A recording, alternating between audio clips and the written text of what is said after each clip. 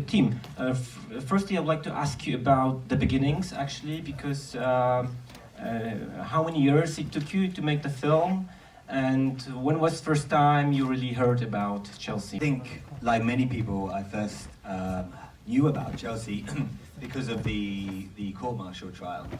The video in the film, Collateral Murder, was incredibly impactful to me, as you know, many of you may even remember it. The moment it came out, I think there's something about that document of war which goes beyond just the common images of violence we see. And so I remember it being on the television and just being very impacted by it. And then when Excuse me, what was the name of the documentary?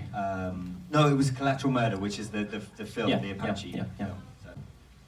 So. But it wasn't until a few years later, when she was already in prison, that I actually started to talk to her. And I was working on a series of projects. I have a background in filmmaking and also activism. I was working on a series of projects about whistleblowers and activists who are either political prisoners or in hiding. And it was called Unfilmables because the characters were literally unfilmable. We couldn't get access with cameras, so we were looking at other ways of telling these stories as documentaries.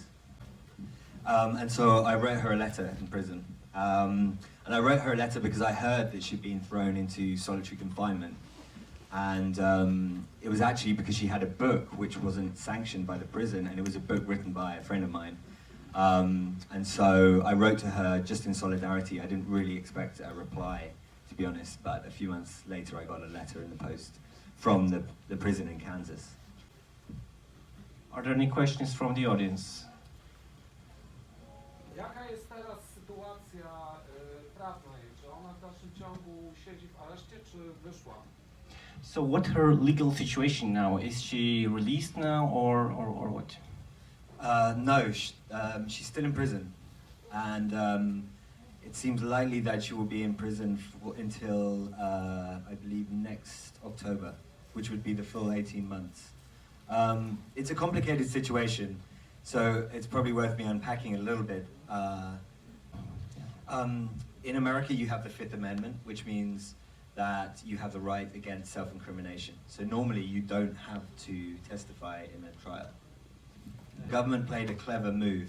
If you see this as a game of chess, they said, well, you can have immunity. So none of the crimes that you've committed here can come back to implicate you again.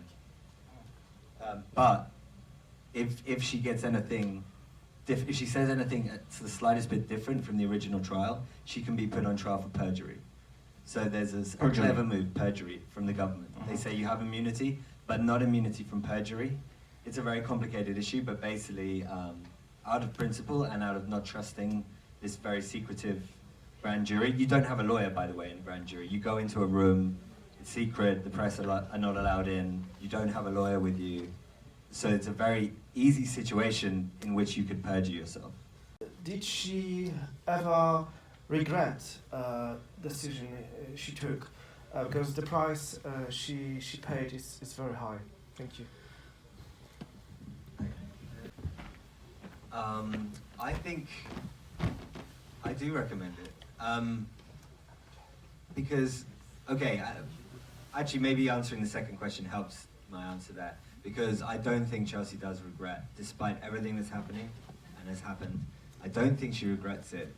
Because I think there's, at some level in her, the sense of living an authentic life, and living a life that matters, and living a life that has been, where when she was in the position to make a big decision, she feels like she acted with her ethics and in a way that I think in a world where it's hard to find meaning sometimes, that can be perhaps the best gift you could give yourself.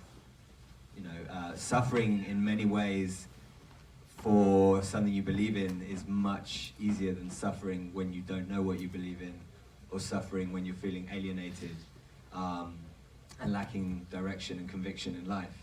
So I think, yeah, I recommend it because I think it will, if you know you're acting for the right reasons and for something you believe in, I don't think you'll ever really regret that. I think this is a great time to be making films. I mean, when it was not very long ago that I was starting out, and it seemed like making documentaries was the least cool thing you could do. It was like something that just like old men did, and now it's like this most incredibly exciting art form that is kind of at the fingertips of so many people because of the technology we have. My advice would be to go and make things.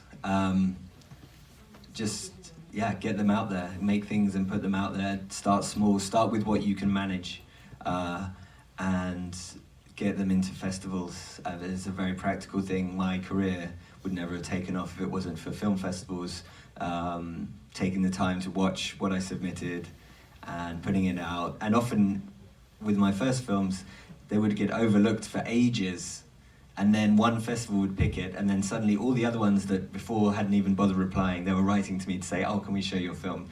So I think there's a sort of persistence. The film festival circuit is fantastic for getting your work out there. Don't put it online if you think it can get into a festival at first, because unless there's a reason that you want it to be, out there online already, but that can sometimes screw you up with the festivals.